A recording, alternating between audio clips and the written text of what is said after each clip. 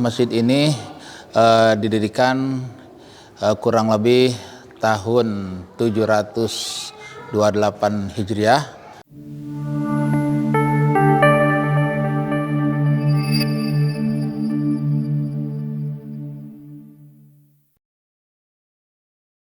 Assalamualaikum warahmatullahi wabarakatuh. Apa kabar teman-teman? Hari ini saya lagi di Bogor. Kita akan mengunjungi salah satu masjid yang tertua di Bogor, yaitu Masjid Al-Mustafa. Yuk ikut ke dalam ke masjidnya. Keberadaan Masjid Al-Mustafa di Kota Bogor, Jawa Barat menjadi saksi sejarah perjalanan penyebaran agama Islam di kota hujan itu. Masjid yang terletak di Kampung Bantarjati Kaum, Kelurahan Bantarjati, Kecamatan Bogor Utara, Kota Bogor, itu telah berusia lebih dari 700 tahun. Selama 7 abad, Masjid Al-Mustafa tetap berdiri kokoh dengan bentuk bangunan yang tetap sama. Meski ada beberapa bagian di dalam masjid yang telah direnovasi untuk kepentingan jemaah beribadah. Keberadaan Masjid Al-Mustafa tak bisa dipisahkan dari dua tokoh penyebar agama Islam yang disegani saat itu, yaitu Tubagus Haji Mustafa Bakri yang berasal dari Banten dan Raden Dita Manggala yang berasal dari Cirebon. Info-info katanya ini termasuk masjid tua yang ada di Bogor. Kira-kira tahun berapa sih berdirinya sama sejarahnya gimana? Singkat aja, Bang. Ya, terima kasih. Masjid ini didirikan oleh dua ulama besar, yaitu yang pertama dari Banten, yang Tubagus Mustafa Bakri, dan yang dari Cirebon, yang Raden Dita Manggala. Dua ulama inilah yang mendirikan masjid, juga dibantu oleh rekan-rekannya, ada beberapa orang lah itu. Kemudian selanjutnya masjid ini didirikan kurang lebih tahun 728 Hijriah. Ya, kalau Masehinya 1307 Masehi. Apa? Tadi saya pas awal sholat nih, pas awal masuk, bangunannya ini udah berubah kalau dilihat dari fotonya gitu. Iya. Kira-kira ini mulai ada renovasi atau pembaruan dari gedung strukturnya itu tahun kapan, Pak? Kalau renovasi ini seluruhnya sebut apa sebagai apa ya, tidak merubah sebetulnya. Tidak merubah. Jadi kami hanya melapiskan granit ini, bagian dalamnya ornamennya masih utuh, masih utuh. Dikarenakan mungkin bisa dilihat sendiri ketika belum diganti dengan granit banyak yang terkelupas, nanti bisa dilihat di sana ya. Jadi agak kurang nyaman. Itu bagian dinding ya. Kemudian bagian jendela ini itu sudah pada keropos jendelanya, jadi diganti dengan kerawangan seperti ini. Jadi banyak pertimbangan ketika kami untuk merenovasi, tapi kan tidak boleh seluruhnya direnovasi.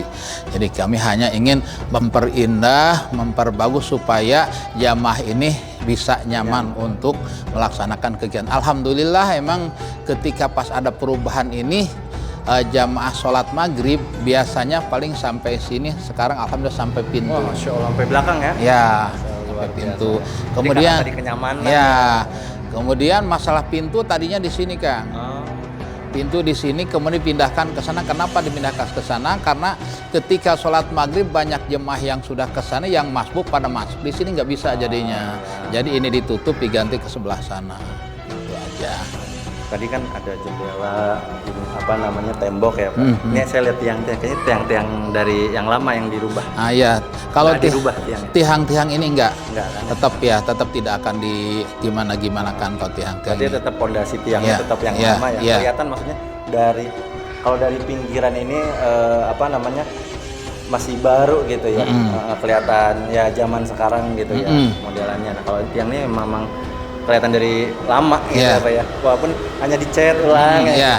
Ini memang nggak diapa-apain, kita juga nggak berani. Itu juga hanya bagian granit depannya aja. Kalau belakangnya kalau dibongkar itu ini ornamen dari batu kali semua. Oh, batu kali ya, Pak? Iya, batu kali ornamen. Batu kali. Alhamdulillah.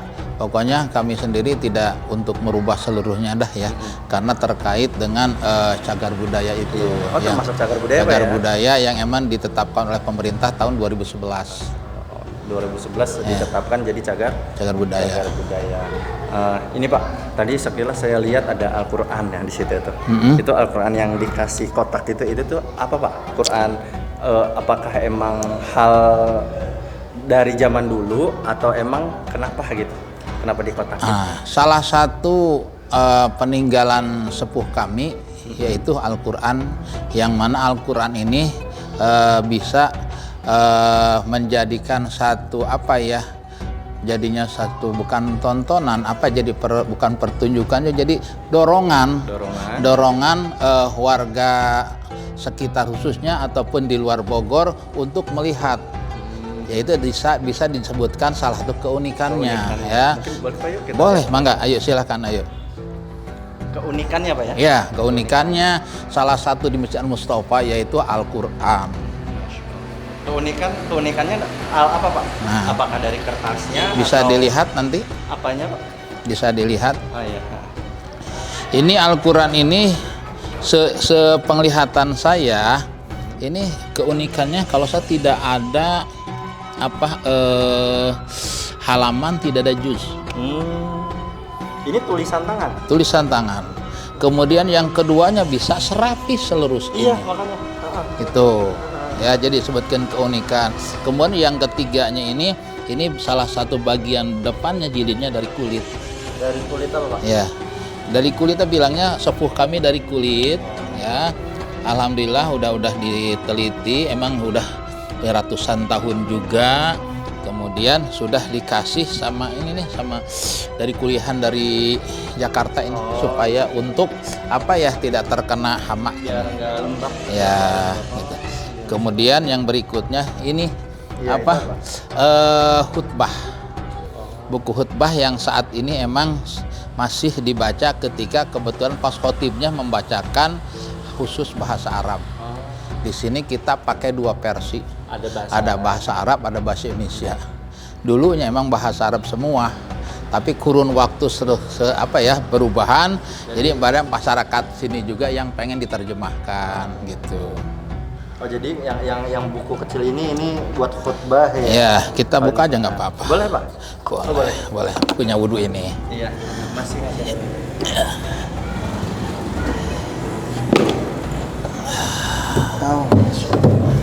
Oh, ini ada lampunya ya? Iya. Boleh saya ambil ya Pak ya? Netar. Yang ini? Gak apa-apa ini juga. Bismillah. Nah, ini Al-Qur'annya. Ini pun dari kulit? Ini enggak ini kayak ini mah, bukan. Ini sudah ditulis sedemikian rupa lagi, soalnya ini mah. Cuma isinya tetap sama. Kita udah ditulis ulang. Kalau untuk yang sekarang mah dipakai. Kalau ini udah nggak dipakai, maksudnya yang dipakai itu yang tulisan ulangnya yang dipakai, tapi tetap sama isinya seperti. Kelihatan banget maksudnya udah lama gitu ya, dari kertasnya gitu ya. Masya Allah. Kalau ini Al-Qur'an tuh sudah seperti ini Kang. Tuh ini dari kulit ini. Kuat ya. Ini tahun kapan Pak? Kira-kira Pak? Kalau informasi sih berkaitannya hampir bersamaan dengan dibangunnya masjid ini. Iya. Kebetulan yang menulisnya ini anak dari Eyang Haji Mustofa Al-Bakri. Beliau adalah salah satu imam masjid juga di Masjidil Haram, juga hafiz Quran. Itu nama anak pertama namanya Eyang Hasan Arja. Iya. Kalau maksudnya saya kira bukan tulisan tangan, kok rapih banget, terus banget gitu. Saya sampai lihat mana halaman nggak ada, nggak kelihatan. Ini tuh benar-benar masih terbaca lagi. Saya nggak pakai kacamata sih, kalau saya kurang begitu jelas. Tinta apa ya? Maksudnya bisa sampai kuat sama ini. Iya. Boleh Pak? Sudah ini? Udah cukup.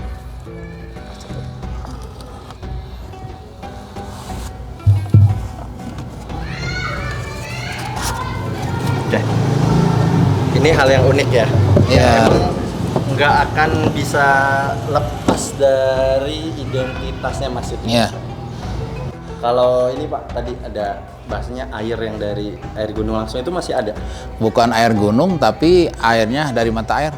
Bisa dilihat, mata ayo, air. yuk, Ada, ada. Masih ada, oh, boleh. Tapi mata airnya agak jauh. Ah, Ya, agak mata airnya agak, tapi ini masih salurannya juga ke sini.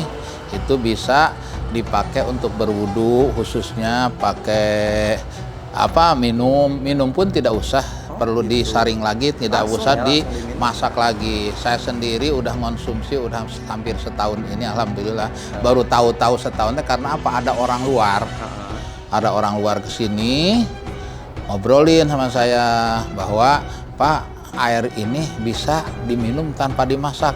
Coba Pak, saya tadinya belum pernah nih, setahun ke belakang mah. Bapak mau coba, saya udah berkali-kali Pak, saya minum. Saya coba tuh, coba sampai sekarang alhamdulillah. Ya, kalau paman saya yang di sini nih yang sepuh itu udah 80 tahun lebih.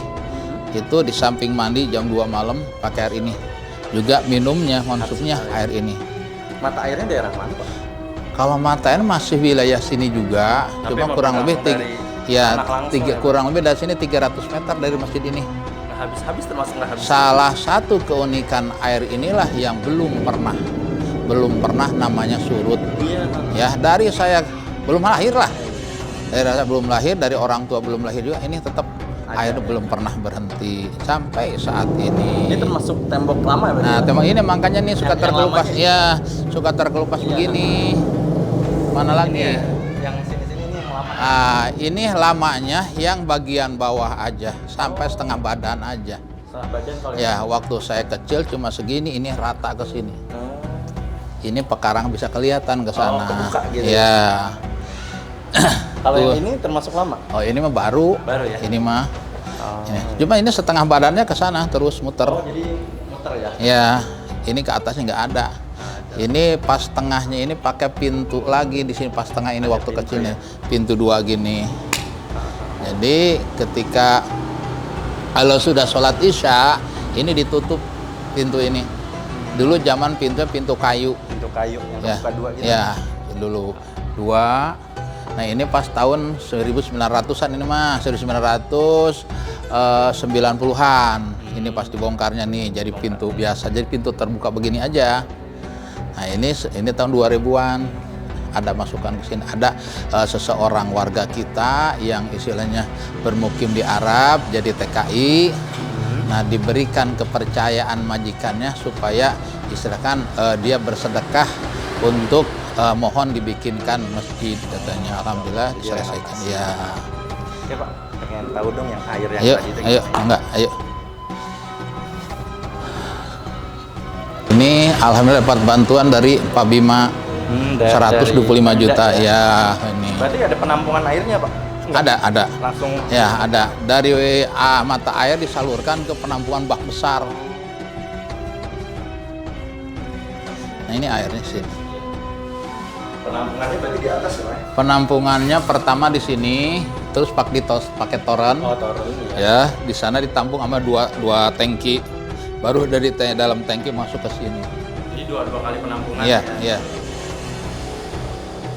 Saya coba minum ya Pak ya? Silahkan. Terlihat jernih ya Pak? Iya. Nah, Mangga. oke, coba bisa dilihat ya. Ini air dari mata air ya, dari mata air langsung yang ditampung ya. Iya. Jadi bisa langsung diminum, bisa digunakan langsung gitu ya. Emang terlihat jernih dan tadi saya cobain ya, seger banget sih Pak. Iya. Seger banget ya. Alhamdulillah sih. Tinggal bawa es batu aja sih. Es batu sama sirup. Iya. Nah, seperti inilah